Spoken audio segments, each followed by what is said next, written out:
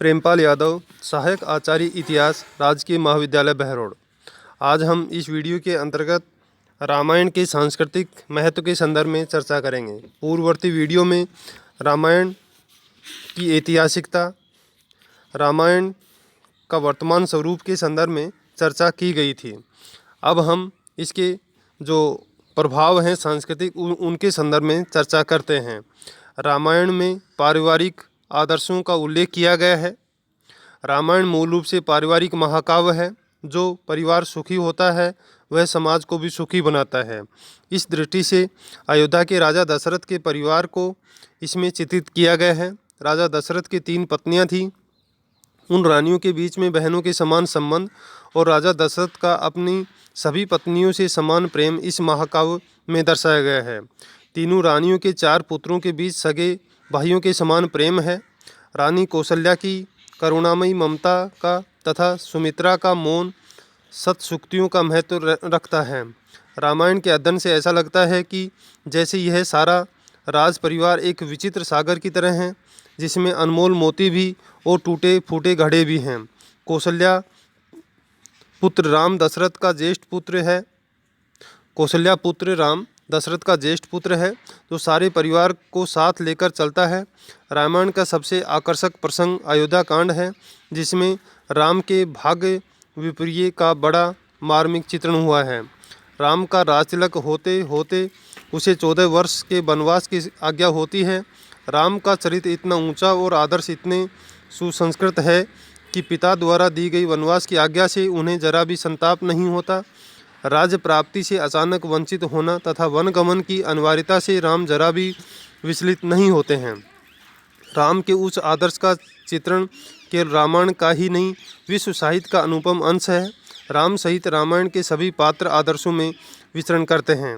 महाकाव्य की रचना से पूर्व वाल्मीकि ने नारद से ऐसे पुरुष के विषय में जानना चाहा था, जो गुणवान, वीर्यवान, धर्म का ज्ञाता, कृतज्ञ, सत्यवती, सुंदर, चरित्रवान, सभी प्राणियों का हितैषी, विद्वान, तेजस्वी और ईर्ष्या से रहित हो। इसके उत्तर में नारद ने जिस पुरुष का नाम लिया था वह राम है। इसलिए रामायण के राम कर्तव्य पालक, पितृभक्त, वात्सल्यपूर्ण भ्राता, प्रेमी पति, दृढ़ प्रतिज्ञ, वीर, सच्चे मित्र, प्रजापालक और आदर्श राजा के रूप में अवतरित हुए हैं। राम के अतिरिक्त भी रामायण के सभी पात्र उत्तम आदर्शों को निरूपित करते हैं।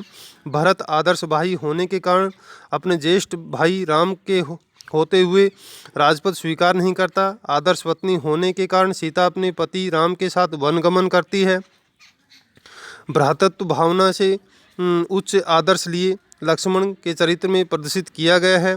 आदर्श राजा होने के कारण ही राम ने अपनी प्राण प्रिय सीता का त्याग किया, किंतु आदर्श पति होने के कारण किसी दूसरी स्त्री से विवाह नहीं किया, जो उस युग में एक असाधारण बात थी। सीता का चरित्र भारतीय नारीत्व का साक्षात प्रतीक है। भारतीय स्त्रियों के दैनिक जीवन में सीता की पवित्रता और पतिव्रत धर्म आज भी आदर्श रूप है। पतिव्रत एवं पत्नीव्रत का जैसा सुंदर आदर्श राम सीता के दाम्पत्य जीवन में मिलता है, वह अत्यंत दुर्लभ है। दशरथ ने पिता का, भरत और लक्ष्मण ने भाई का, कौशल्या और सुमित्रा ने माता का, सुग्रीव ने मित्र का, हनुमान ने सेवक का जो आदर्श प्रस्तुत किया है, वह आज भी भारतीयों के लिए प्रेरणा स्रोत है। वस्तुतः इस महाकाव्य ने मानव जीवन के श्रेष्ठ आदर्श प्रतिपादित किए गए हैं। रामायण का सामाजिक आदर्श है। वाल्मीकि कृत रामायण केवल एक महाकाव्य नहीं है, बल्कि यह तो समाजशास्त्री आदर्शों की संहिता है।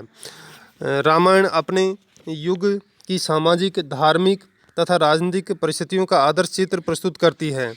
उस युग में आर्यों का आहार, वेशभूषा, आमोद प्रमोद, रीति रिवाज आदि सभी का वर्णन इस ग्रंथ में मिलता है। उस युग की शासन व्यवस्था, कला कौशल तथा शिक्षा प्रणाली के स्वरूप के दर्शन भी इस ग्रंथ में होते हैं। रामायण केवल अपने युग की भौतिक संस्कृति का चित्र ही हमारे सामने प्रस्तुत नहीं करती, बल्कि तत्कालीन युग की सांस्कृतिक चेतना और जीवन मूल्यों का बोध भी कराती है।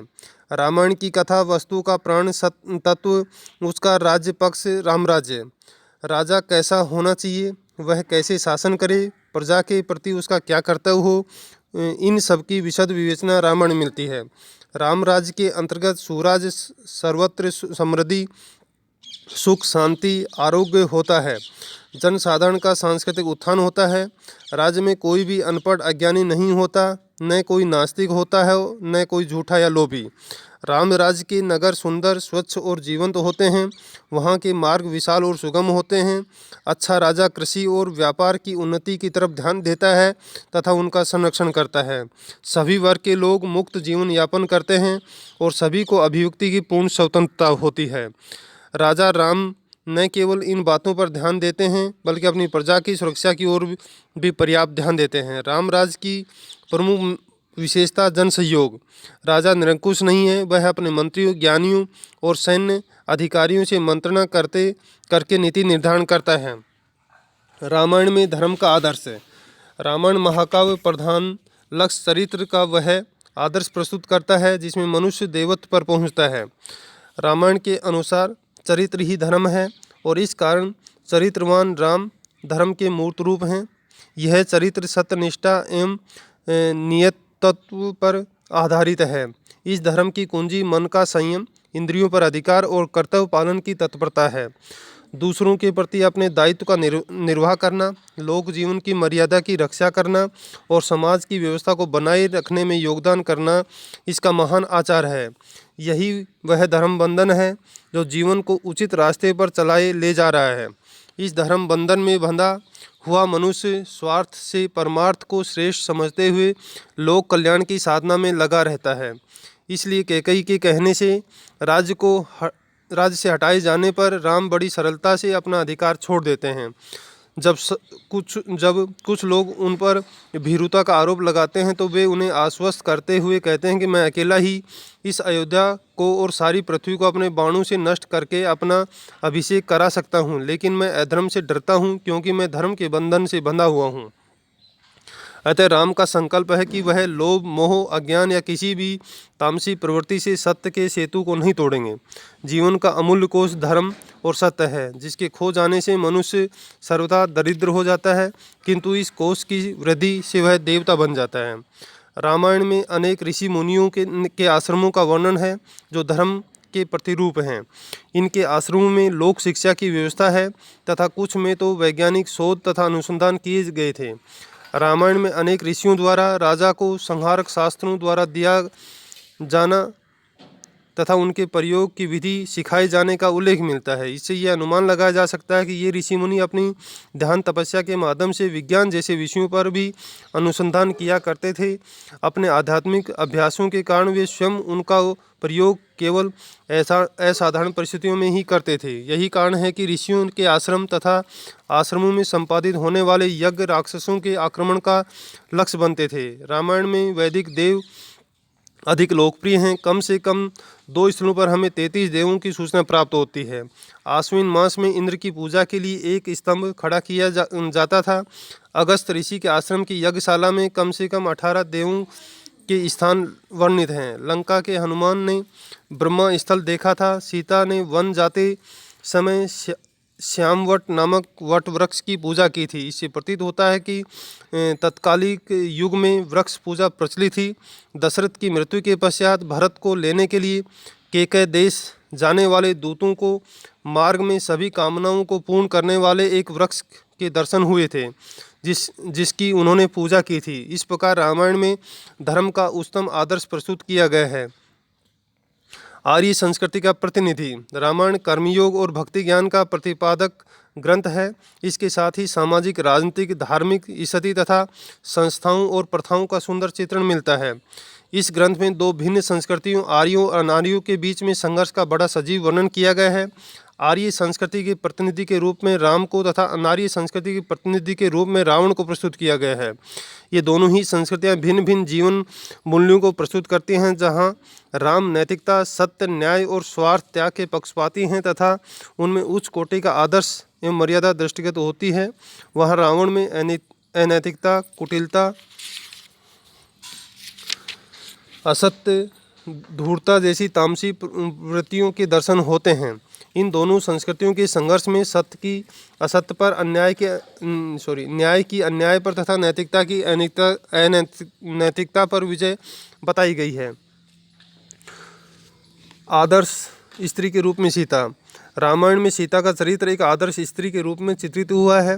वह एक पति परायण, कर्तव्यनिष्ठ तथा विकट परिस्थितियों में भी अपने पतिव्रत धर्म का पालन करने वाली नारी है। जब राम को वनगमन का आदेश होता है तब वह राजवैभव और अपने समस्त सुख ऐश्वर्य को तिलांजलि देकर अपने पति के साथ वनगमन करती है तथा वन में असीम कष्टों को सहकर अपने पति की सेवा करती है। वन में वह अपने पति के भाई देवर अर्थात देवर को पुत्रवत मानकर स्नेह करती है। अनुचरों के प्रति उसमें दयालुता झलकती है। वह जब रावण पंचवटी से सीता का अपहरण कर लंका ले जाता है और वहां नाना प्रकार की धमकियां देकर और भय दिखाकर उसे अपनी पत्नी बनाने को कहता है, तब भी वह अपने सतीत्व और अस्तित्व की रक्षा करती है।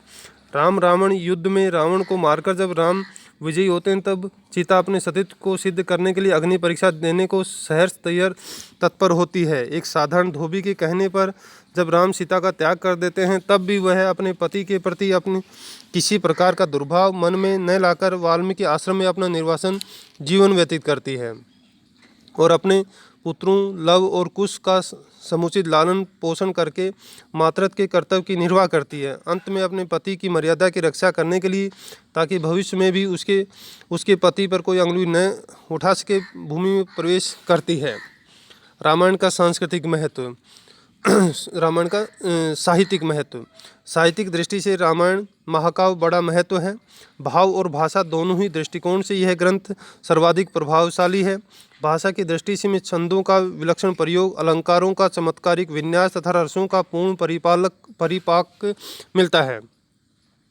श्रृंगार, वीर, शांत, रौद्र, वात्सल्य, प्रेम, करुणा, विभुत्स, भक्ति आदि सभी रसों का इस ग्रंथ में समावेश है, किंतु श्रृंगार, वीर तथा करुणा इन तीन रसों की इसमें विशेष ध्वनि दिखती है। भाव की दृष्टि से विभिन्न परिस्थितियों में उत्पन्न होने वाली भावनाओं और विभिन्न स्थितियों में मानव के चरित्र चित्रण का यह आदर्श ग्रंथ है। अयोध्या कांड में राम को वनवास का आदेश देते समय पिता दशरथ की मनोदशा, माता कौशल्या एवं सुमित्रा का भाव विह्वल होकर मातृ प्रेम का प्रदर्शन, सीता का पतिव्रत धर्म, लंका में सीता के मनोदशा, प्रत्येक स्थिति में राम का सौम्य चरित्र आदि विभिन्न भावों का मनोज्ञ ढंग से अत्यंत सुंदर चित्रण मिलता है।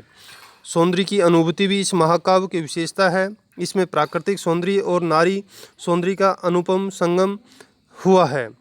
रामायण एक महाकाव्य ही नहीं, इतिहास भी है। डॉक्टर याकोबी के अनुसार विषय वर्णन की दृष्टि से वाल्मीकि रामायण दो भागों में विभाजित की जा सकती है। प्रथम बाल और अयोध्या कांड में वर्णित अयोध्या की घटनाएं जिनका केंद्र बिंदु इक्ष्वाकु राजा दशरथ है। द्वितीय दंडकारण्य एवं रावण वध से संबंधित घटनाएं जिनका केंद्र बिंदु रावण है।